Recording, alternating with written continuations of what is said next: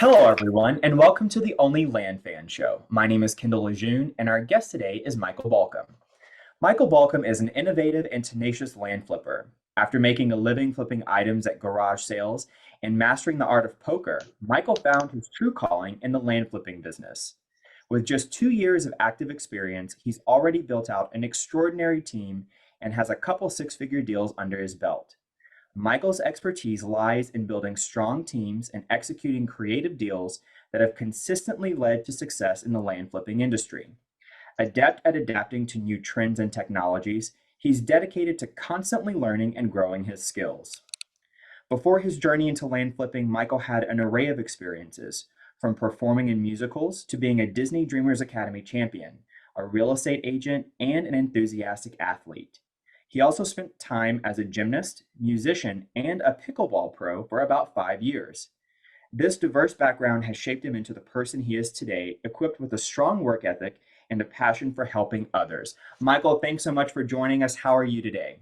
I'm great, Kendall. Thank you for having me, man. What an honor. What a pleasure. Big fan of your show. How are you today?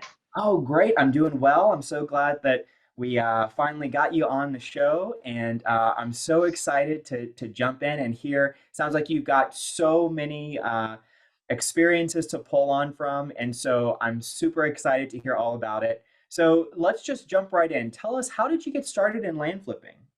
Oh, man. Um, Great question. So, long-winded answer coming. So feel free to cut me off at any time, Kendall, No, please. please do you. You do you. Um, when I was about 15, 16 years old, my father loves land banking. He loves buying things and holding them for a long time. So he bought some parcels under my name when I was about 16, 17 years old. I didn't know much about it at all. He explained some of the economics behind it, and just said, yeah, I'm going to put your money into this if that's okay with you. And to be honest, my dad's my best friend. I trust him with my life. So I said, sure, Dad, go for it. So that went well. We would hold those for about 5, 6, 7 years. We'd sell them. We'd usually 10x our money on those. So they worked out very well. Um, then I got into, I know we might get onto this later on, but I got into real estate as a real estate agent at 20 years old, bought my first house at 20, got into some of the single family world, got out of that, got into the multifamily world. Was doing coaching pickleball at the time, got out of that because I ended up making so much capital from the real estate side of things. I needed to find a way to be more active with it, invested in more multifamily deals.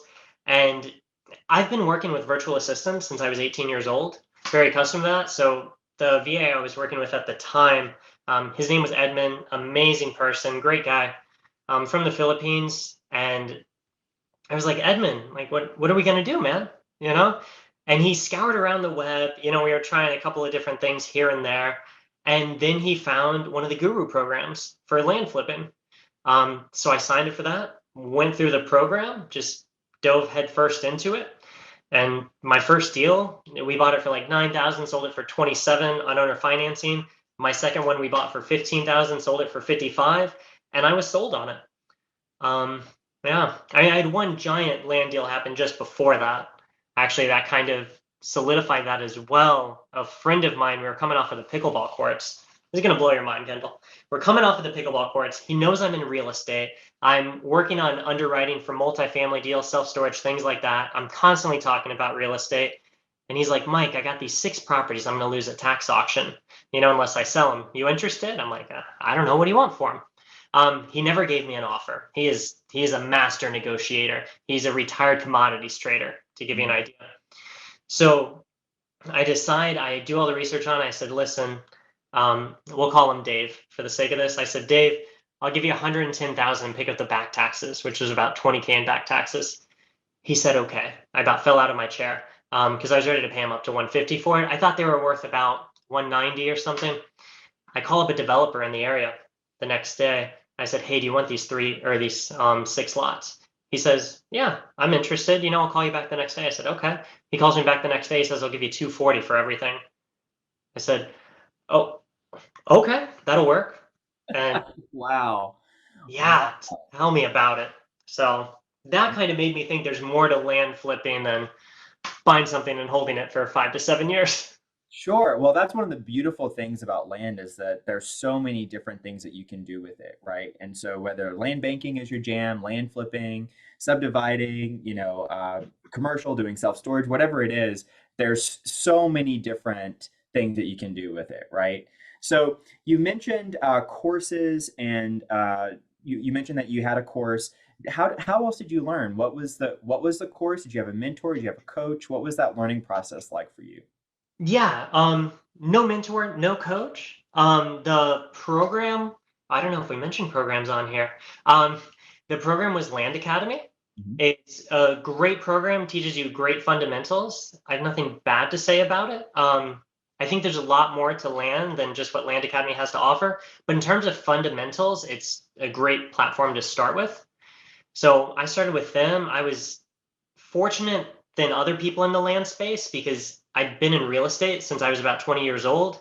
So coming into the land space at 28, already having a little experience land banking, understanding how contracts work, realtors, closing costs, all that good stuff, gave me a huge step up. And I just took in their material and I said, I can do this. And I just started sending out mailers, and one thing led to another, and I started having success with it and haven't looked back since. It's been great. That that is incredible. I love that. I love that. Now, what types of land deals do you specialize in now? Oh, ones that make me money. I yeah, that's a good question.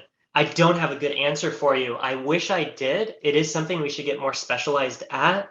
My team right now, I have somewhat of a large team. I have like 8 or 9 people um that work for me at this point, and we just blast out marketing like crazy.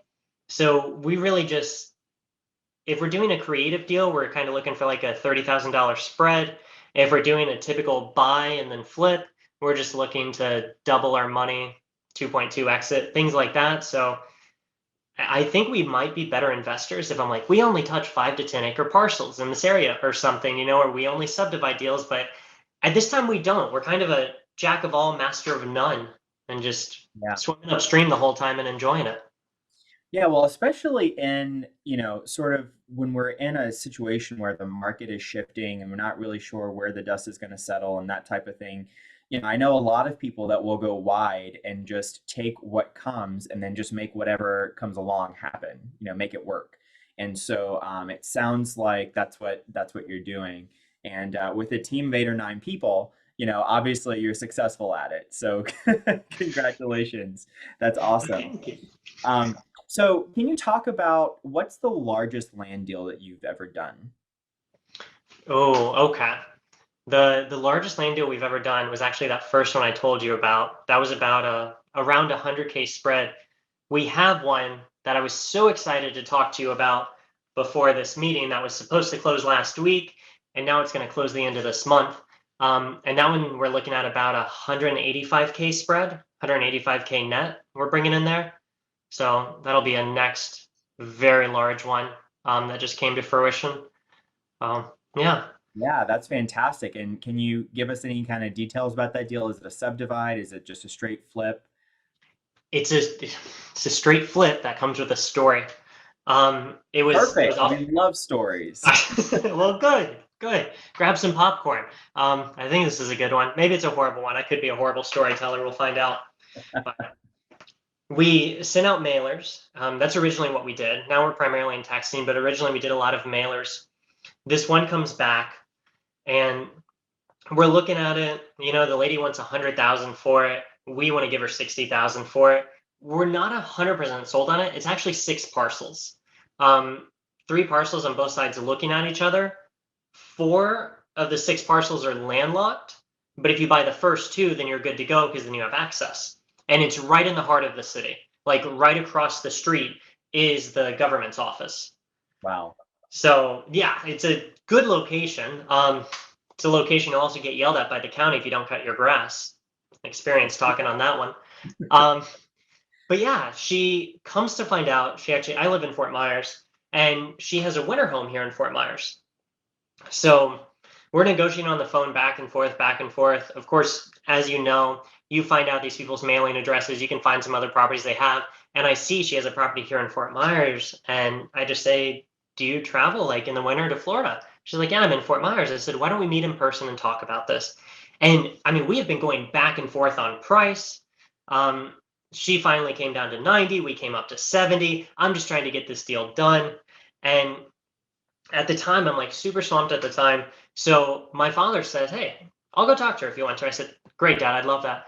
She wants to meet at a very safe, secure place. So she picks a Costco. So we go to a food court at a Costco. You know, I mean, this is like where you buy hot dogs for like $1.50, you know? That's it. Yeah. Yeah, like you're definitely safe there, but not where you think you would do like a six-figure negotiation. And my dad's talking to her, and he says, listen, you know, how much do you need to get this done? She's like, oh, well, you know, I really want to have at least 90. And he's like, would you do 75? And they're going back and forth, back and forth, back and forth. And then he finally says, and he has a printed out contract at the time that he's handed her at 70. And he says, what will you do so we can sign it right now and put this behind us? And she said, 80,000 and you got it. He said, fine. Pulls out a blank purchase agreement, writes in $80,000, hands it over to her. And she says, okay, I'll have to talk to my husband about this and think about it. And he says, wait, what do you mean think about it? Like, what is there to think about? Like, you just said this is the number that it would work. So she's like, yeah, but I need to think. He said, well, look, you can think all you want to, but once I walk out of here, like the deal's off. We're just moving on with our acquisitions, no more. And she's like, all right, well, I have to think about it. And he said, that's fine. Just, I'm going to go, you know, and like, we're just going to move on. You know, we're not interested anymore then if we walk out. And she said, okay. And my dad got up and turned around and walked toward the door. And guess what happened, Kendall? She stopped him. He walked right out the door. She never stopped him at all. No way. Yes way, dude. I couldn't believe it. Wow. Wow. Wow. Yes. Yes. I learned my negotiating from my father. Great tactic there, you know? Yeah. She calls us back up 2 days later, says 85,000, you got a deal. I say, fine, hang up the phone, send her a contract for 85. She signs it, and we're done. Title goes through nice and easy, no more hiccups, but it was a struggle getting this one under contract. It really was. Yeah, some of them are like that. And especially if they've had the property for a while or they just have a certain number in their head, you know, and so that's where, I mean, you know, it pays to take out all of the big guns in the negotiations, but still sometimes they go that way, you know, where they literally just need a minute to like sit with it and then, you know, they'll come around. Wow. So when is that one supposed to close? That one is supposed to close last week. There's some miscommunications amongst title companies, and now it's been extended one more week, or excuse me, one more month. So it's going to close at the end of this month.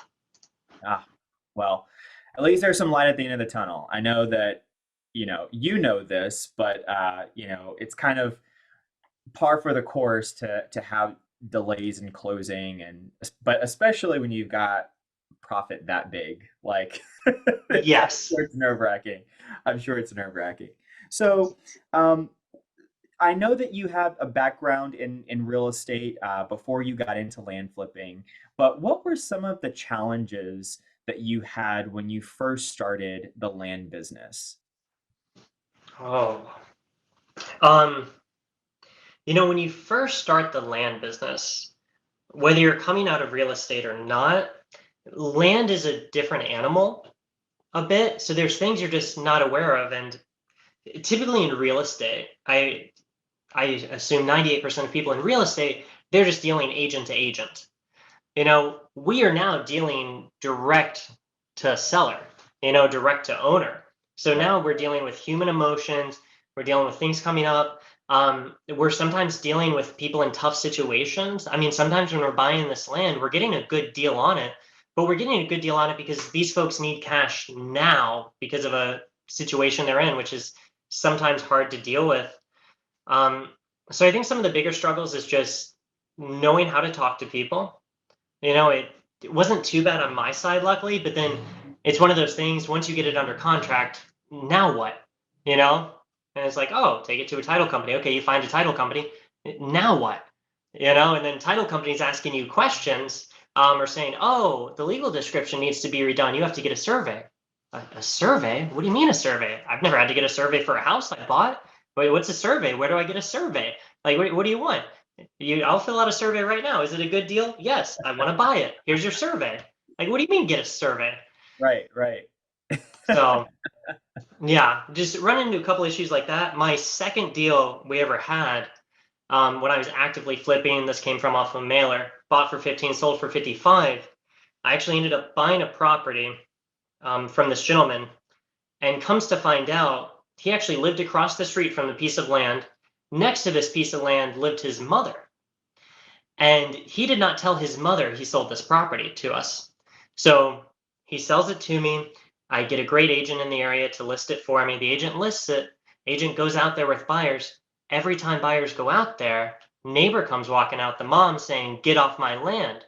This isn't your land."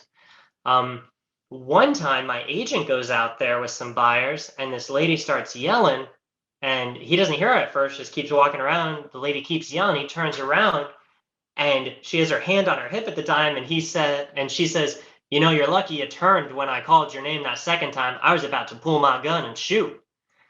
And it's crazy. And my guy, this is out in Tennessee. My guy's a good old boy. And he said, "You know, ma'am, it's a good thing you didn't. Because if you did, I would have pulled mine out, and I guarantee I'm a better shot." Yeah, Oh my that was gosh. interesting. Wow. Yeah. Things can get pretty heated, especially whenever you got familial ties and all that kind of stuff. Emotions get involved, that's for sure. So do you self-close on all of your properties, or do you use title company for every single thing? What's your approach to that? Oh, great question. We prefer to use title companies. We do. If a property's cheaper, usually anything like 25,000 and below, 20,000 below, a lot of times we'll self-close if they've owned it over 10 years. We might just pay someone on Fiverr or something to do a little title search, make sure everything, pans out correctly, and then we might self-close on those. Or especially if like a seller was willing to close, but they need to close in like 5 days or something. A lot of times we'll self-close then, but typically we like to use title companies. I would recommend using title companies. Just makes the transaction nice and smooth. It makes them feel better. It makes you feel better. Like last time we self-closed, we sent a mobile notary to the guy with a cashier's check, and the notary gets there and everything, and the guy, he looks at the check, he looks at the paperwork, he says, "How do I know this check is real?" And the notary says, "Oh, well, I don't know the guy, of course. Like I got him from 123 Notary." And they ended up actually driving. I use Bank of America. They drove to Bank of America together, and actually asked the teller, "Is this check real?" Wow. So I think with issues like that, it just puts everyone's peace of mind if you use a title company. You never question a title company. So Definitely. Yeah. And they can do all kind of great things like, hold money in escrow. You can get deposits directly to title companies.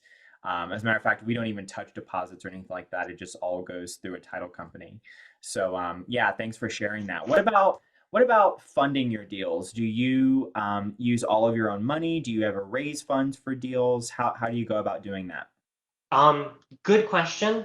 Before I answer that though, I want to say one more thing about title companies. Yeah. I, for everyone listening to this, title companies get a bad rap because anything that goes wrong in a transaction is always on the title companies. And as Kendall just said, title companies can be so good to you. So what I would recommend, there's a title company we almost exclusively use in Tennessee. Every time we have a closing, we send Chick-fil-A to the office, and they love us. If something's going wrong with a deal, they typically don't even tell us. They just get it figured out, and they go above and beyond for you. So keep in mind, while it's easy to sit back and say, "No, this is your job, like close the deal. You're a title company." These are real people. They deal with high emotions all the time. Typically, title companies are dealing with the largest assets people have because typically title companies are dealing with houses. So like treat them with respect, treat them like they're human beings, and like reward them for them helping you out because they will go above and beyond for you if you treat them like a person. So I Yeah. just want to And throw that out there. absolutely. And you mentioned above and beyond. I had a mentor very early on in my real estate career tell me, title companies, their business is to sell title insurance. So anything that they do with a closing, outside of, they typically have, their attorney underwrite things, but anything outside of that, that's really not their job, right? And so they're doing it as a service. They're doing the closing and all of the closing services as a service, but their real business model is selling title insurance. So, I think a lot of people get into the habit of thinking, oh, I submit my contracts to the title company and then it's hands off. So I love that idea. I mean, we do something very similar. We don't do Chick-fil-A, but that's a really good idea. But yeah, take care of the title company because they can really help your deal go a lot more smoothly, and they don't necessarily have to, you know? Um, so anyway, that's really, really great advice. That's great advice. Yes, and keep in mind too, like title companies, they have access to documents a lot of us cannot easily get. So if you start doing nice things for them, then you can also just give them a call and say, "Hey, I'm thinking about buying this property. Is there anything fishy going on here or seems a little too good to be true?" And a lot of times too, they'll do like a preliminary search for me, or they'll just see if they can find an easement or anything else going on, which is something if anybody called them out of the blue, they would not do that for them, but it's one of those you pick them up, and it's, "Hey, Kendall, oh my gosh, how are you? How is life? How was your vacation?" Yeah, Like you want them to treat you like family because they are family and they're like a huge part of your business. absolutely. Great sage advice there for sure. So funding your deals, how do you go about doing that? Do you self-fund or do you raise funds? How do you do that? Currently, we have self-funded everything. Very fortunate that way. We have self-funded. A couple of times we were a little bit closer on things, and then we did some creative deals with it. But as of now, we've never used anyone else's money. That's 99% true. The only reason I say 99% true are there two properties that I've bought before. My dad's like, "Oh, I really like those properties. I want those." So we gave him the deal, but those are more he's greedy and likes them. What am I gonna say no to my dad? Like, come on. Um, Right, right. I love yeah, it. I love it. but That's awesome. So you mentioned earlier that you actually got one of your very first really large deals just by someone that you knew outside of real estate. So, we know I'm also a licensed real estate agent.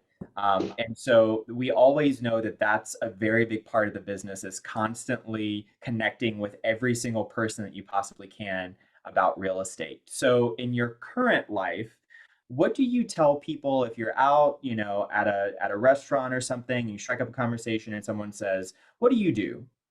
How do you answer that question? I'm a real estate investor. Nice. Yeah, that's always what I lead with because that's what I am. I'm no longer a licensed real estate agent.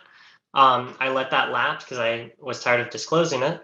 But I tell them I'm a real estate investor. They typically ask me what I mean by that, and I'm fortunate enough to have some single family underneath my belt that I've done some rentals there. I invest in some multifamily, some self storage, ground up developments more passively now. So I'm able to talk a wide range of real estate. But when I say, yeah, but I mean, 99% of our business now is just flipping vacant land. And they look at me like I'm crazy. And I say, yeah, like I'm just a dirt flipper. It's not sexy, but it's lucrative and I love it. Yeah, Uh, yeah, yeah. no, that's fantastic. I always find that that is an interesting question because so many people have different answers for it. So it's always interesting to kind of see what the sort of what the frame is that you set whenever you talk to other people outside of real estate. So, um, do you JV on deals often, or what's that like in your business? No, not often. We've JV'd on two or three deals. Yeah, that's pretty much it. Primarily, we're just doing our own thing. Do your thing. Very Yeah. good. Very good. So, question that I like to ask everyone on the show. There's been lots of talk about the market shift and all of the different changes that are going on. Where do you see the market going now? And what are you doing to thrive in the upcoming market shifts? Yeah, great question. Um, where do I see the market going? I don't know, and truth be told, I kind of don't care. Mm. And the reason I say that is I keep trying to fix it, but like I just cannot get my crystal ball to work, Kendall, no matter how many times I try. I work on that sucker every day. It doesn't work. And I say this too, when COVID first hit, I do truly believe we're due for a recession. I do. I don't think we're due for an 08, 09 recession, but I do think we're due for a 10 to 20% recession. We were due for that recession, economically speaking, when COVID hit to begin with. I thought COVID would be the catalyst that would start all of this. So when COVID hit, I sold off some of my single families. I'm like, oh no, it's going bad. Cash is going to be king. I want to sell these off right now. And I did that. Oh, I am such an idiot, Kendall. Do you know how much those have gone up in value? You know how much rents have gone up on those too? Yeah. So, it's one of those things like you kind of learn your lesson.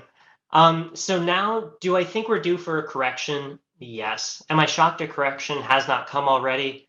Yes. Am I seeing sales start to slow down a little bit? Yes. We're starting to pick up more acquisitions. Sales are slowing down a little bit. More people are starting to get owner financing. Do I think there's like madness going on in the world right now and like a lot of crazy things? Absolutely. Do I let it affect me? No, I keep my head down and I just keep trucking forward because I don't think you really have anything else you can do. That's it. Yeah, that's great. Very good stuff. So, a little bit about nuts and bolts now. Can you talk a little bit about what markets you invest in and how do you pick a market to target? Um, yeah, markets we invest in. I will say Tennessee is our bread and butter. So we primarily do most things in Tennessee. We've messed around with Georgia. We have a couple of things here in Florida. Um, we've done some in Virginia. I think we did one time in Ohio. We're now messing around in Texas and a group I'm involved with you in. But I know nothing about Texas. Non-disclosure state challenge. Tried texting Texas, didn't work out for us at all. So primarily we do Tennessee for most everything that we do. That is our bread and butter. Great. And so, how do you choose Mm, which markets to target? yes, I knew there was a follow-up question I was missing there. Um, Targets that we choose, a lot of it's fundamentals. What's the average days on market in an area? What's the how many properties are listed compared to how many have sold in that area over the last year? Some simple metrics like that. And then a big one we look at is price point. Are these properties selling for 50,000 and up? We don't I mean, like you had Drew on here a couple of weeks ago, and part of me is so jealous of Drew because Drew has like 20 million parcels he owns, and they're all in owner financing. But they're smaller parcels. But he just has this amazing cash flow coming in. We've kind of gone the other way, and we go after bigger deals. We really want like a 30K spread on everything we do. So if we're going to target a market, if properties are selling for 20,000 in that marketplace, there's no way we can really get a 30K spread unless I can come up to you and say, hey, Kendall, if you give me $10,000, I'll take your property. How's that sound? Don't have to pay taxes anymore. And if you find one of those, please let me know Yeah. immediately. All right. Well, JV on it, man. Oh gosh, yeah. So, what's your favorite marketing method? You mentioned mailers, you mentioned that you tried your hand at texting in Texas, but how are you marketing from an acquisition standpoint right now? We text, period. We text. Um, we're starting to roll out some email email soliciting once we get their email address from texting. But primarily, we've just texted. We send out 2,500 texts a day. I have an amazing team to help manage everything. So we're hitting about 75,000 texts a month. And that's primarily what we do. Once we get to the point where we've sent them a contract, we have an intensive 4-day follow up. campaign that follows that just to make sure they have it, and that is a call, a text, an email every day for the next 4 days. Then we put them on a longer term drip after that. And actually launching next week, we're going to start cold calling some of our list as well, some markets that have been good to us. I think mail is great. I started with mail. Mail's been really good to me. Just mail's expensive. Ideally, we're working on slowly building out the funnel more. So we are kind of hitting all different marketing channels, mail, possibly RVMs, cold calling, texting, maybe some Facebook marketing, some PPC, something like that. But right now, texting is 99% of everything. Yeah. And what are you finding from a ratio standpoint? Like this number of text for this number, like to one contract. Are you sending out X amount of text for every one contract that you're doing? Oh, good question. Um, so we messed up a little bit. We were getting about one contract in every 5 to 6,000 text. We then increased our texting ratio, increased our output. And with that too, some of our quality dropped off a little bit. So then our conversion, instead of about one in every 5 to 6,000, it was about one in every 8 to 9,000. So it Mm. went down a little bit. We had some misalignment of interest in the company that I had to work on. All good things. Everyone in the company wants the same thing, but you just want to make sure commissions and things like that are aligned. So now we're at probably about one in every 8,000, and we're working on getting that number down as we speak. Yeah. That's great. And so what are you using? What platform are you using to text right now? Launch control. Excellent. Very good. Yes. Yeah, I have an affiliate link, Kindle. This is my chance. Launchcontrol.us ? ref = Mike B. Sign up. If you sign up for that, shoot me an email. I'll give you some templates or something, whatever you want. Yeah. Might as well plug that now. Unless Kindle's plugging it, then sign up for his, of course. Nice little plug there. Very good. So, kind of staying in the same vein of technology, what are some of your favorite tech tools right now in terms of like CRMs, that type of thing? Oh, okay. So we're starting the migration process in CRMs. Oh, love. Um, yeah, it's going to be a journey, my friend. We've been using Airtable. Okay. Love Airtable. Airtable's been really good. We are getting too big for Airtable. Airtable limits you on the number of rows you can do, and it also limits you on how many uploads you can have. So what I've been doing is I have my team take snippets and everything of properties and throw them into Airtable. If they have a great conversation or a horrible conversation with the seller that I need to take a hold of, they put that into Airtable. They've started uploading everything that now I've beat my upload limit. We've upgraded before on Airtable. We're starting. Oh, sorry, I have a clapper in my room. My light just went off. Anyway, we're starting to get to we started going over the limit. They haven't kicked us off yet, but they're about to say we need to upgrade. When they do that, the next upgrade we have is Enterprise. Do you know how much Enterprise is, Kindle? I don't. I'm not familiar with Airtable at all. Okay. I don't know either. It's the only one on there where they don't put the price on there. You know the price for Oh, everything else. And that's really scary. yeah, yeah. So something big is coming. Something is coming. Got it. Yes. Got it. So where are Yes. you migrating to now? We are going to migrate to Notion. Hmm. For those of you who don't know about Notion, I would highly, highly, highly recommend it.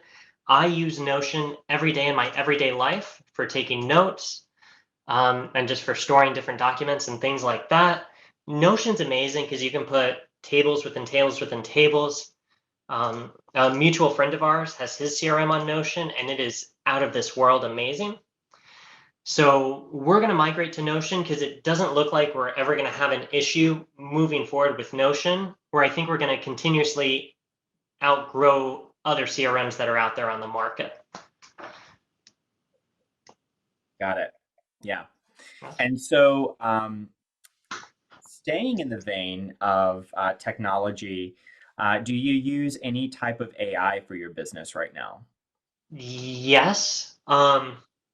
Yeah, primarily. So we use Discord to communicate back and forth. We use Slack for a bit. Now we use Discord.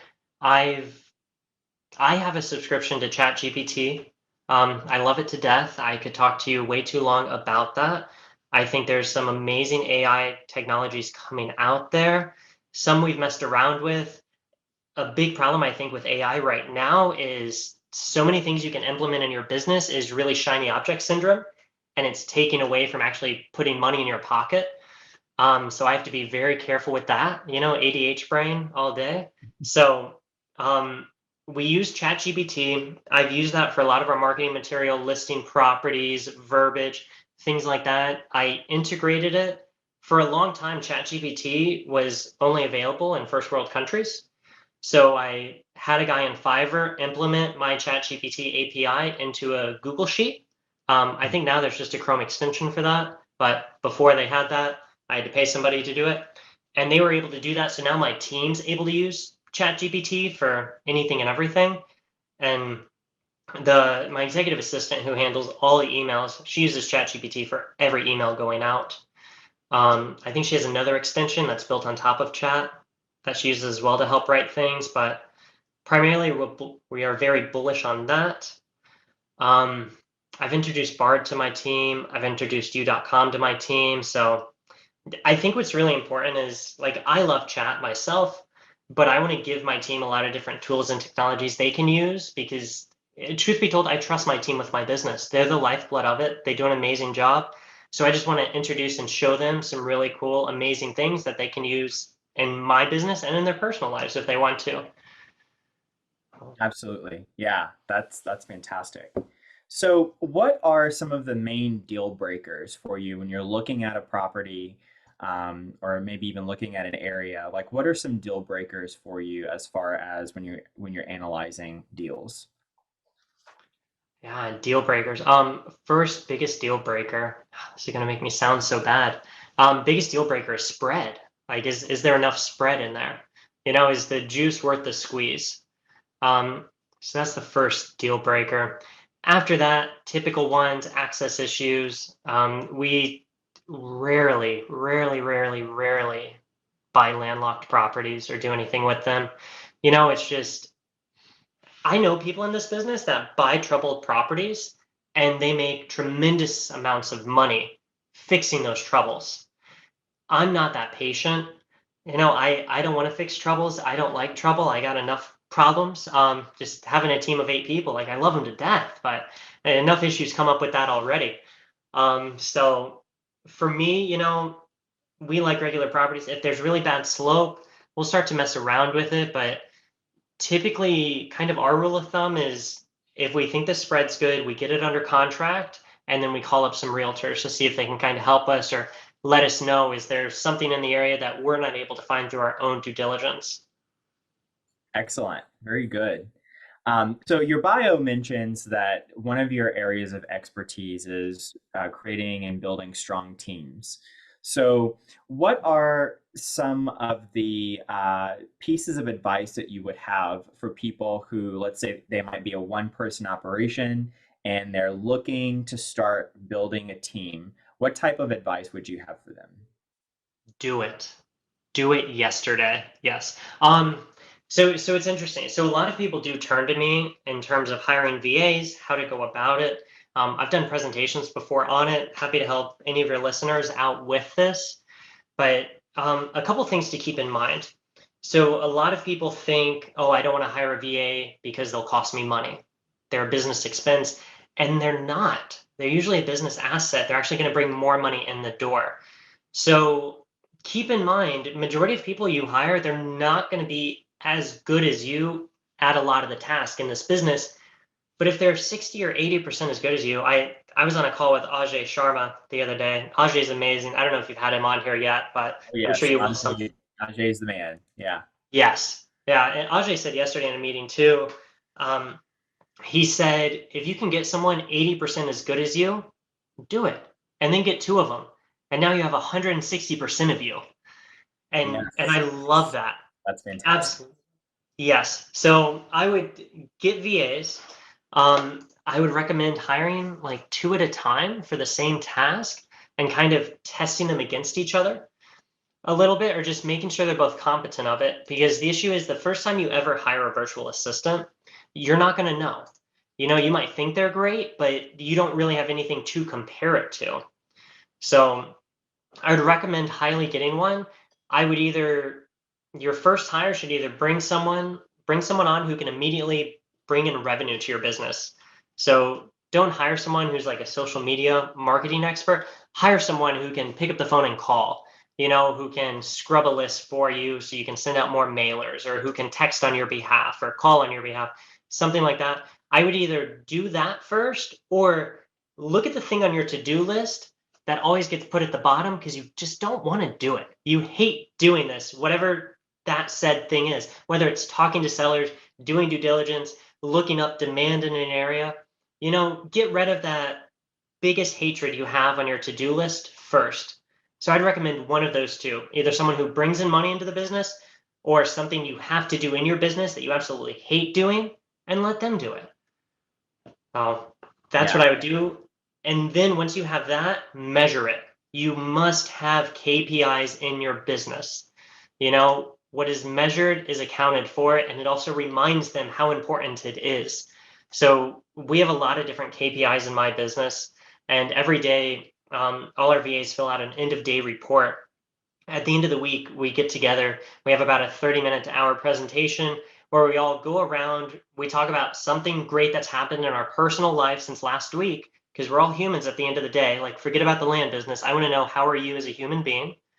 We then talk about what's going on in the business, what's good, what's bad, what needs to be worked on. And then we go over everyone's KPIs as a whole, and then we're able to see, and I conditionally formatted it so it all pulls in automatically. So I could have a meeting like that right now and everything would be up to date. And it just shows, were all your days green or were they red? If they're red, you didn't hit your KPIs. What happened this day? And sometimes life gets in the way. Sometimes different systems, programs, or platforms we use just don't work or operate. So it's okay, but it's a good way to keep them accountable, as well as you understanding what's going on in the business. Because if you don't measure it, you may think someone's doing a great job and they're not, or vice versa. You don't think someone's really doing a good job, but it's just because they're scared to talk to you because you're the boss and you pay them. They're scared to say anything to you, but really they are like a rock star. They should be running your business, not you. So you have to look at those. And you have to treat them like human beings. A lot of people think just because you're paying someone $5 an hour that they're just illiterate or they can't do something as good as you. I will tell you, most people on my team are smarter than me, and they're amazing at what they do. And I'm so blessed to have them, and I know about their families' lives and things like that. And I treat the people on my team the same as I do title companies. Like, one of ours just came up on her 1 year, and we sent flowers and a cake to her, for her to enjoy, and her husband enjoys it. They have like a 1.5-year-old daughter, Elise. She's just adorable. She sometimes on our Zoom calls makes a guest appearance. So it's just like, learn who these people are, be kind to them, train them, realize they're going to be hesitant to ask you things or talk to you about things. So you really want to make everyone comfortable. I'm constantly telling my team, if I'm about to do something stupid, tell me. Like, I don't have all the answers. You guys are in the trenches more than me. What are your thoughts? What are your insights? What could I do to lead you better? What could make me a better manager? Like, please, like, just talk crap to me, like, just tell me how bad I am, because I want to do better for you. I want to do better for us. And something I do in my business too, the way I hear most people have their VA structured right now is that whenever they get like a deal signed, they give them like a little bonus there, $50, $100, whatever. And I had the same thing happening in my business for a while. Anytime we got a deal under contract, it was a $100 bonus to everyone on the team. What ended up happening is, next thing I know, we are getting contracts signed left and right, left and right, left and right, which at first you think this is great. And then you look deeper at these and you're like, oh, this is not a 30K spread, but you're looking at their comps. Well, their comps are for the 5 most expensive properties that sold in the last 50 years. And I'm like, no, no, no, no, no, no, no, this won't work. So what I did recently and I don't know if any other investors doing this. Maybe everyone is. I'm just not aware of it. I actually give them a percentage of net profits that the business makes every quarter, and they can see that. So we actually have a little goal sheet that we have set up, and it shows where we are in our goal and comparison to where we want to be for the year. And then around that, so it's just a little graph, and around that graph is what everyone will do with their bonus that they end up making throughout the year. So our goal for this year is to bring in $3 million in revenue. If we hit that, each person on my team will make $20,000. $20,000 can be life-changing money for us in the States. When you're in Pakistan or the Philippines, that's like winning the lottery there. And it's beautiful to hear what these people want to do. Some of them, they want to build a home so they can take care of their parents there, and they can live on the second floor, and then their extended family live on the third.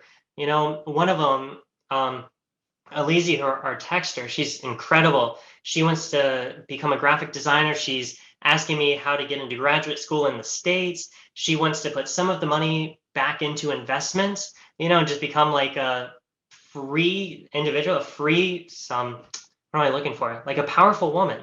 There's a word, I don't want to curse on your podcast because what I'm thinking of, I should not say aloud. But anyway, just like a strong, independent person out there. She wants to take care of her family. They don't have health insurance in Pakistan, apparently. So she wants to make sure she has enough, if anything was to ever go wrong for her family or for her. She wants to be independent.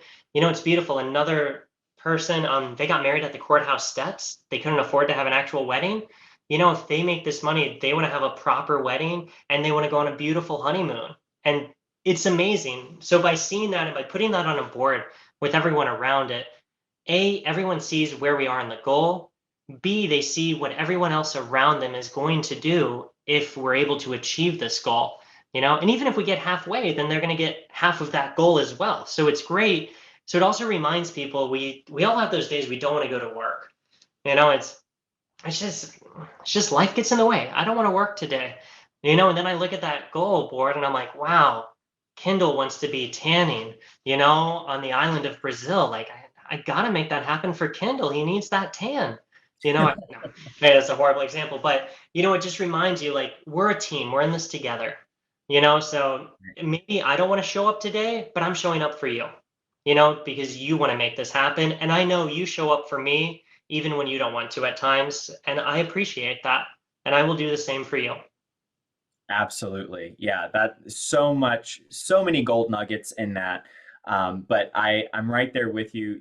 I think extraordinary things happen when a team has a shared vision and they all, have ownership of that shared vision. That's when truly magical things happen. It's one thing to say, let's all just work hard to hit a bottom line. But whenever, they have a personal connection to it and it sort of creates their why about what they're doing with their vision, some truly special things can happen. So that's very cool.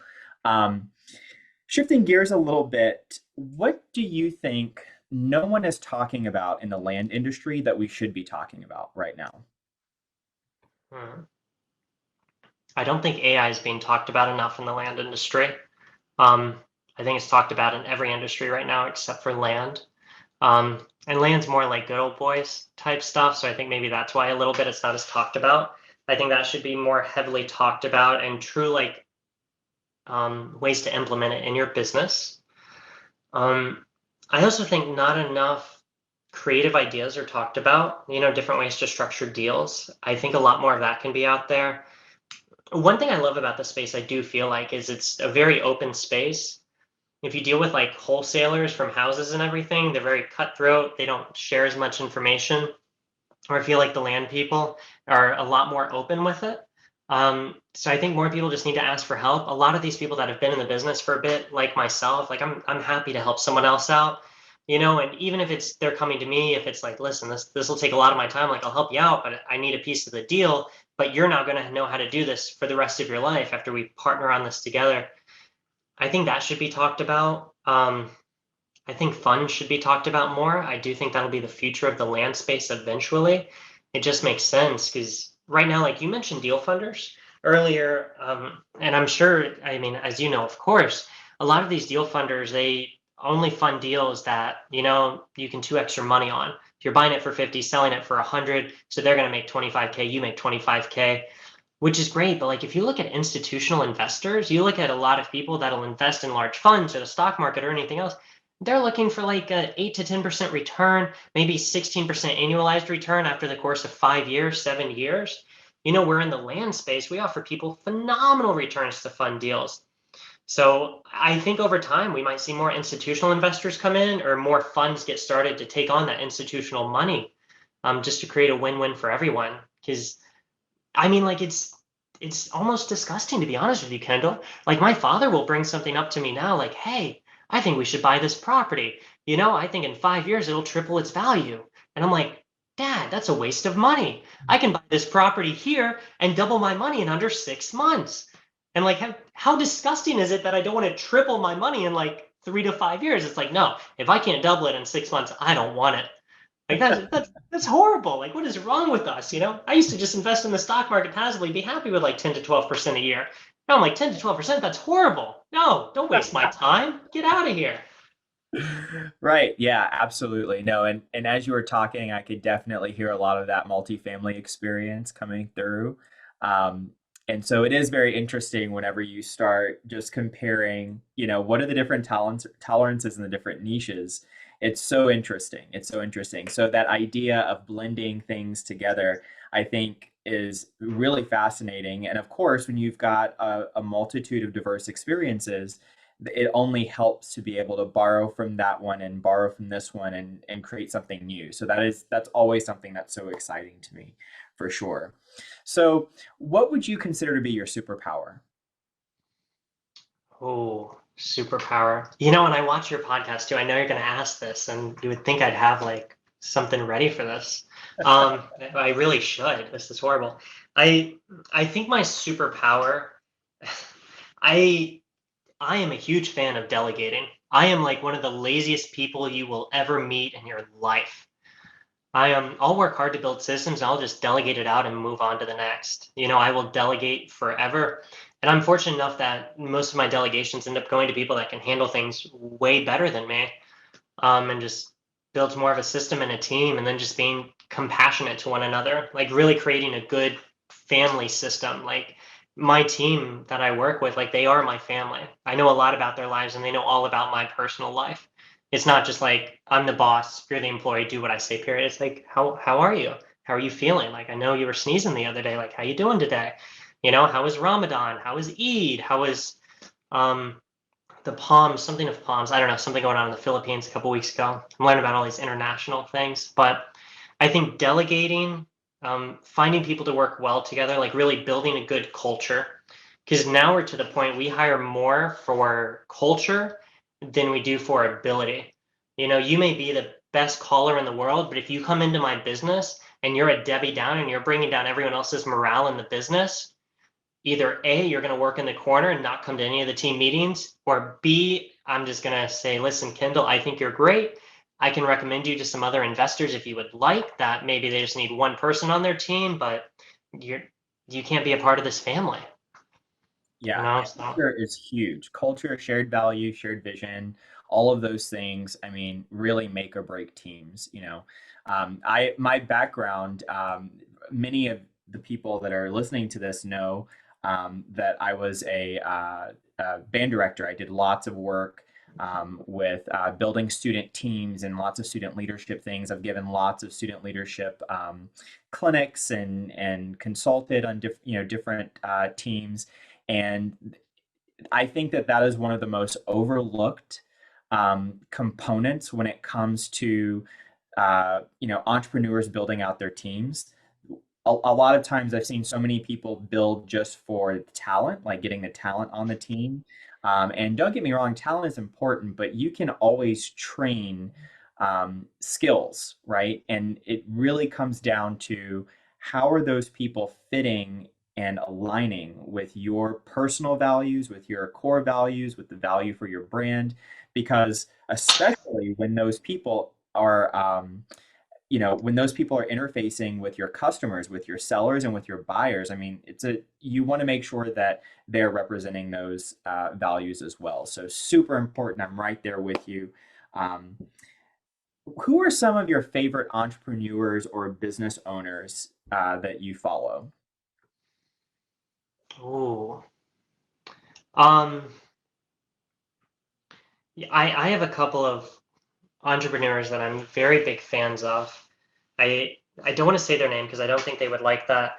When I used to be a pickleball pro, I ended up working at an extremely luxurious country club. Like this country club has an airstrip on site, just to kind of give you an idea. So some of the people, like the average net worth there was probably about 50 million. The median was probably about 20 million. And a lot of these people own multiple high rises. Some of them are large glass distributors. They run very big companies. They create or run manufacturing plants with items we use every day. And so many of them are self-made and some of the kindest people you will ever meet in your life.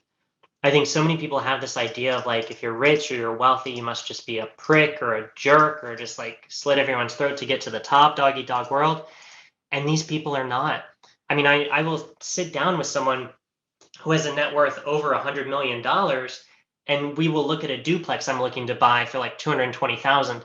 And he's asking me great questions on it and taking the time to sit with me. And it's like this is pocket change for this guy. This is nothing, So I have a lot. I'm very, very fortunate to meet a lot of these people through pickleball and just pick their brains about real estate and some other things. So they're there. I'm a big, big fan of Warren Buffett and Charlie Munger. I really like both of them. Poor Charlie's Almanac, I think, is phenomenal, a must read for so many. I love Warren Buffett. I love to make money. I don't like to spend money as much. I'm very frugal. I put most of my money just into more assets. I think it drives my girlfriend crazy that I don't want to live more luxuriously. I'm like more like let's cook at home, let's just get, back of the airplane very cheap. We can fit all our stuff in a carry-on. We don't need to pay for a checked bag. Yeah, don't travel with me, Kendall. You'll hate it. But I mean, I will say every year I do splurge. I go out of the country for a vacation every year for about 2 to 3 weeks. But besides that, I try to live well, well, well below my means. And to me, like it's just a fun game. And I'm always very envious of people like Warren Buffett, who, I mean, he still lives in the same house he grew up in Nebraska. Like this is a small little thing. I think it's as big as my place. I'm gonna start telling people that my house is as big as Warren Buffett's. If they don't know, that sounds amazing. Uh, Um, but yeah, I like those guys as well as Richard Bronson. mhm. Screw it, just do it. Like I think massive action cures everything. So, and I'm definitely a big fan of just taking massive action. Action can fix everything in your life. Stay positive, stay upbeat, take action. That's very good. I think I need that like on a shirt or something. You need you Yeah, need you trademark that, Michael. love it. What is the biggest surprise you've had so far on your journey in the land space? Um, oh, I even said I wasn't going to talk about this on the podcast, but asking me a question like that, I got sued last year. Um, it was the wildest thing that's ever happened to me just because I bought this property from this lady. I sent her a letter. I sent her a letter for it was about 15,000. She signed the letter, sent it back. My letters, at the time when I was doing letters, they came with purchase agreements attached. So I'm sending them a blind offer off the bat. She reads my letter. The first page explains everything that's going on. I'm going to buy your property. We're going to close in 30 days or less. Um, I send that to her. She signs it, sends it back to me. I call her on the phone. Um, we'll call her Daisy, not her real name, but I call Daisy on the phone. I'm like, hey Daisy, I got your letter and everything. Everything looks good. I want to let you know I'm going to send this to the title company. You should be hearing from them next. She said, oh, that's great. Thank you so much. I'm really looking forward to it. I said, I am too, Daisy. I'm glad this is able to work out. You'll hear from the title company soon. You have a great day. Call me if you have any questions. She said, oh, you're so sweet. Thank you. I will. I said, great. Send it to the title company. Um, Title company, they call me back. Michael, hey, got your thing. Hope all is well. You know, I mean, if you want to change it up from Chick-fil-A, that'd be okay. Ha ha ha. So I'm like, all right, I hear you. I can do something else. Um, and they end up closing the deal. Everything's fine. Everything goes through nice and smooth. Then I call up my realtor in the area. I say, hey, just bought this property. Can you sell it for me? He says, a friend of mine's a developer. He's actually looking for a parcel just like this. Is it okay if I just bring it to him first before I put it on the market, see if he'd be interested? I said, yeah, of course. I don't care. He calls me back up the next day, says, my friend's interested. He'll give you 55,000. I said, done. Write it up. Send me a contract. He said, great. He's a developer. He wants to close in 10 days or less. I said, even better. And in my mind, this is going to be like the fastest deal I've ever turned now. I'm like, oh, this is awesome. Just turn and burn super quick. Great spread, easy deal, no hiccups. We go to close on it now. I own it outright, bought it normally through title company. We go to close on it through the title company. 2 days before closing, title company calls me up and says, hey, we can't close this deal. The title's cloudy. I said, wait, what do you mean the title's cloudy? Like I bought this literally a week ago. Like this is my title company. You can call them. They said it's nothing to do with your title company. This lady got an attorney to write a letter of intent to rescind the warranty deed. And that was put on top. Never heard of this before in my life. So the title company tells me, I said, this is really strange. What's going on? My realtor calls me saying, hey, what's going on? Did you buy this with fraudulent activity? I said, no, I don't know what to do. I call up title insurance. A couple of nuggets coming out here. Title insurance is going to take a while to get back to you. So I get to title insurance. I think it was like Fidelity National. There's only like 2 or 3 insurers out there. I think it was Fidelity. So Fidelity sees everything. I'm waiting for them to get back to me. During that time, I get a summons in the mail. Like I'm like legit getting sued here, Kendall, and I'm like, this is scary. I've never been sued in my life. And I read through the summons, and she's claiming that she had a UTI and did not understand what she was doing at the time, and that I took advantage of her, and this was elderly abuse, and I forced her to sign this contract and buy it from her. And this is all news to me. Yeah, this blew my mind. And Daisy seems so sweet on the phone. She has my phone number. I wish she would have just called me, because I would have just like given it back to her. So I said, like, listen, like cover the closing costs, but like you can have it back if it's a big issue or something. I don't know what's going on. But yeah, she did this. So I get a summons. So I have like 3 weeks to respond to the summons. So I'm waiting on title insurance, waiting on title insurance, waiting on title insurance. A week before I have to make a formal response, title insurance says, oh, well, it looks like she's claiming you bought this with fraudulent activity. So that's before title insurance comes into play. So we can't help you out here. You need to find an attorney. I said, okay, let's Oh, find an attorney. This is biggest golden nugget for all of your audience if you ever get sued. Most real estate attorneys are not litigators. Most of them do not go to court. In my mind, at least, when I talk to an attorney, he'll go to the courthouse with me. Like that's what attorneys do. That's what we see on TV. Wrong.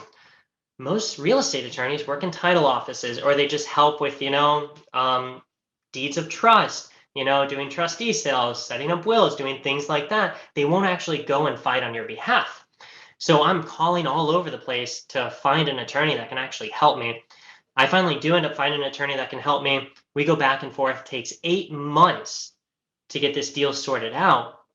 We come to find out during this time, she got an offer from another investor right after she closed with me for 60,000. So she wanted to get it back from me, sell it to that investor.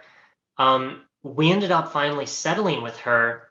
We deeded her the property back in exchange for 55,000, exactly what I was going to sell it for. And at this time, she ended up juicing up that other investor. Then she sold it to that investor for I think 65 or 70. And it was just like 6, 7, 8 months of stress going back and forth with this attorney. Really like a big waste of time. And now a deal that was supposed to be 30 days in and out is now, I think it like was 8 months altogether. Learned a lot more about the court system. Learned real estate attorneys are mad expensive, but they can do a good job. So yeah, that's definitely like biggest surprise, Kendall.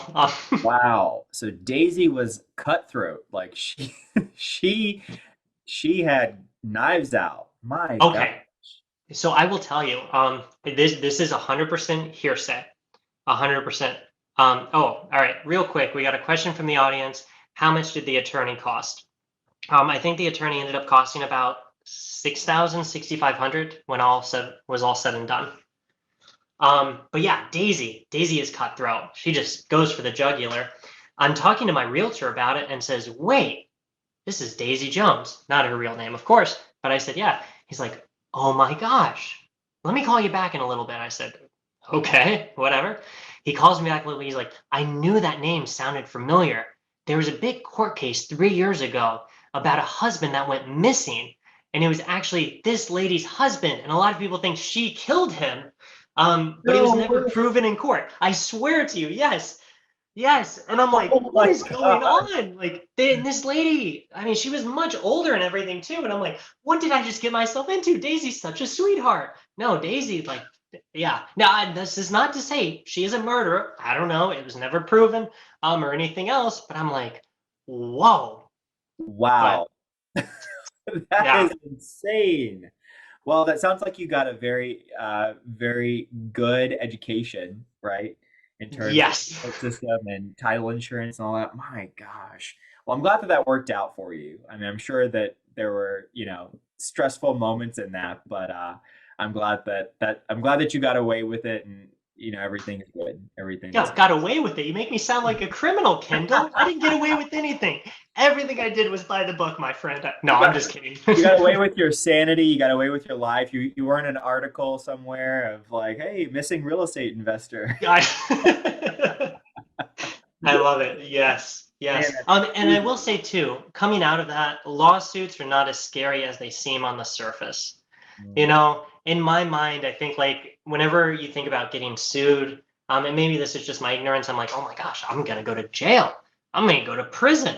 It's like, no, it's not that bad, but they can start to pierce the corporate veil or things like that, come after some more assets. So definitely want to work on asset protection. Don't ask me how to do that. We're still working on it ourselves. But yeah. Oh, somebody here in your chat just said, oh, you bought property from Carol Baskin. I love it. Yes. Wow. I was thinking this sounds really familiar. Like we're like entering Tiger King country here. That's Yeah. really interesting. Oh man. Wow. Okay. So wrapping up here, I'm interested to hear what is your biggest passion or goal you'd like to achieve at this point in your life? Oh, biggest passion or goal I'd like to achieve at this point in my life. Um, I'm gonna be honest with you, Kendall. I've had an amazing, amazing life. I really have. I was a band kid growing up, saxophone for 7 years, jazz band, woodwind captain, played poker for a living for a while before I went to college for academics. I've never had a regular W-2. So biggest things I want to do is continue living like this amazing life, what you want to create, you can create. And I've created something great, very lucky. Wasn't born with tons or anything, but just was able to do this and had family that loved me, cared about me, and educated me. So I want to continue enjoying life to the fullest. And really too, like it touches me deeply what my team wants to achieve if we're able to like hit our goals and everything. And I kind of like really want to see them achieve it. Like at this point, I'm kind of going to work for my team more than I'm going to work for myself, as weird as that sounds. But yeah, I love to learn, learning about subdivides right now, some different entitlement plays, which is cool. And yeah, just keep enjoying the ride, and hopefully I'm able to like make a difference in people's lives. Our business motto, like some of our core values in my team, is right now we're a little over 4 million homes short in the US. We have a big housing crisis right now in that regard. And really, like, it all starts with us. Like, show me any piece of real estate that doesn't start with land. And you really can, unless we start like talking about the metaverse or something. So, Right. and I don't see anyone living there. So for me, like, I think it's actually really important what we do because we're creating like more housing, more opportunities for people to live there and everything else, especially like if you can buy on a discount and even sell on a discount, or even if you're selling for retail, but you're selling on terms, giving someone a chance to buy something that they couldn't have afforded through the bank. Maybe they can bring a mobile home there, manufacture, do something. So I love that aspect of it. I was a Boy Scout growing up. I'm an Eagle Scout. I love getting outside, so offering land to people for that reason, and really just like seeing my team achieve their goals. We brought on a new closer. She has some amazing things going on in her life. Love to just be able to give back to her, and really those on my team. Yeah. That sounds incredible. Yeah, it sounds like you're building a really amazing community in your organization. So, congratulations, kudos to you for that. That's really awesome. So, can you talk a little bit about? I don't want to end the interview before we get a chance to talk about your bio says that you were in some musicals. So, I'd like to hear a little bit about that. What's your background in musical land? This is going to be the sign off, my first ever podcast appearance, and these are the musicals I was in. No, yeah, I've been in a lot of different musicals from, Peter Pan. I was the Tin Man in Wizard of Oz. The probably one of the biggest shows I did was at the Naples Players. Shout out to them, an amazing community theater in Naples, Florida. And they put on productions that would give Broadway a run for their money. All right, maybe not, but at least off Broadway a run for their money. And I did a show, Anything Goes with Them by Cole Porter, Mhm. which was incredible. Learned how to tap dance going through that show, which was fun and exciting. Never tapped since. Um, but yeah, a lot of different shows there. A lot of different plays. My favorite play of all times, Almost Maine. If you ever get a chance to watch that, highly recommend it. Love that play to death. My minor's in theater. I love improv. Actually worked for an improv group at one point. They pulled me up on stage as a random audience member. They liked me so much. They invited me to join their improv group, and I did. That was just a blast. Wow. Um, but That's yeah. incredible. That's we'll have to have an off air conversation about that. I'm a huge musical theater fan as well. My very first musical was West Side Story, and it changed my life. I got to play in that pit orchestra, so that was really incredible. But I could talk for hours about musical theater. I won't right now, but we definitely do need to have a conversation about that. So, I just want to thank you so much for giving to us today. You've been so generous. How can we give back to you right now? What resources or connections are you looking for currently? Oh, great question. I'm gonna hold you to it, Kendall. There's a couple of things. So you pinpointed something that I think is so important in the real estate world. I think it's important in the world in general, is to have an amazing community. Last week you had Peter on, and Peter's amazing. He said, he wants to meet more people. Um, I want to take it a little bit of a step further. If you want to learn more about the business, whether you're just starting out in the land business, or you have some traction going on there, you want to get better. I've been talking to my team about this, and we're actually more than happy to like take on some interns, teach people kind of how to do the business, how we do the business, how we view some things, and in return, they're going to work for us and everything, and we'll teach them how to do the business, and they'll become a part of our community. And these people too, if they just have different talents to bring to the table, whether they can call people, whether they're good at marketing. My social media account is non-existent. If they're wizards at Notion, since we're going to migrate over there, would love someone there, transaction coordinating, if they're great with AI, anything like that. Like, feel free to shoot me an email. You can meet me at meet, at landbh.com. So that's meet at landbh.com.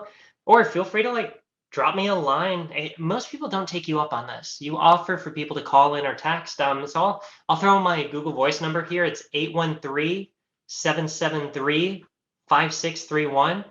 If you call that, I'm not going to answer. I'll tell you now. But if you text me, I will get back to you. So yeah, we do that. And then actually today I was just talking to my closer about it. I think continuing education is very, very, very important. We have internal sales meetings. Well, we have internal meetings with the whole team every week. Different departments are meeting to discuss different things. And I was talking to my closer about it because a friend of mine recently contacted me saying, "Hey, I want my VA to be better at sales." And I'm like, "Well, you should have like internal meetings with them." He's like, "I don't have time for that." I'm like, I can understand that. So what I think we're going to launch now is actually we will train your VAs on how to handle phone calls, how to close deals, how to handle common objections. So if that's something you want to learn, feel free to, text me, call me, drop me a line or something. And, we can get you hooked up with that. I mean, we're just starting. Like, this is an idea that happened today, Kendall. Shiny object syndrome all day. But we're already doing it for our own business, so why not offer that to others around it? And I think that would also grow the community. It would make some of my VAs feel better too, because I think sometimes it can be intimidating. They're coming in, our closer, she's American, she's phenomenal, and they're coming in there, with some accents, things like that. So I'd love to get like some other VAs, for them to kind of have some breakout sessions, do some role playing, and just all learn together. So yeah, if you want to learn the business, hit me up. If you have some kind of skills you can bring to the table. We brought on an intern about 6 months ago. It changed his life a little bit, taught him a lot about real estate. I met with him some to teach him about real estate outside of the land space. And in return, he made calls for us and he learned things like that. And he was a great caller, great at what he did. And my team loved meeting others around. But I will say the reason it worked out with him, he asked me what I did. And I said, I flip land. He's like, but what does that mean? And he started to dive into it. And I said, listen, dude, this is what I do. I text people. I tell them I'm interested in their property. I start talking to them. If it works out great and everything, we decide a price to buy it from. If they agree, I send them a contract. They sign. I buy the property. I turn around and sell it, maybe fix it up a little bit, but then I end up selling it. He said, oh, that sounds great. Can you teach me? I'm like, I don't have a ton of time. He's like, I'll work for you. I'm like, all right, let me think about it. And I put it on the back burner. I wasn't thinking much about it. A week later, he calls me on the phone. He's like, Mike, hey, I have a big problem, man. I have a really big problem. I said, Chris, what's going on, dude? What do you mean a big problem? He said, I was thinking about what you told me about texting people and all these things. So I bought a list off of Fiverr and I texted all these people on my phone and they're asking for offers. And I don't know what to do, man. What do I do? Which I was like, this is my kind of guy. Way to take massive action, man. I love it. I said, okay, send the leads to my team. We'll analyze them all for you. We'll take it off your hands right now. If any of these close, we'll just give you all the proceeds. But, and I'll start showing you how this works. But like the guy took massive action. He really wanted to learn the business. He went out of his way to do it. So I said, listen, you want to intern with me? Do it. I'll teach you the business. If you get any deals yourself from calls, I'll give you like 5% of them or something of the net on it. And I'll teach you how to do this business. And along the way, we taught him about how to do subject twos, which is more in the housing space, taking over someone's mortgage. Different things in the real estate space I've just learned over time. And it really worked out well. So now, since you were kind enough to invite me on your podcast, I was thinking like, what is my ask going to be? Like, what could the community do?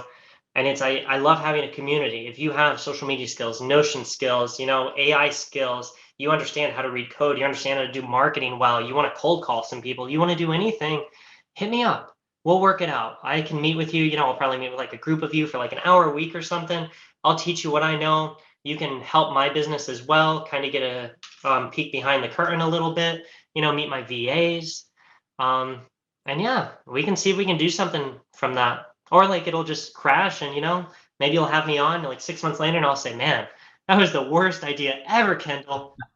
But we tried. All right. But we tried. That's it. All right. Well, I want to thank you so much again, everyone, for joining us. Michael, thank you for being so generous with your time.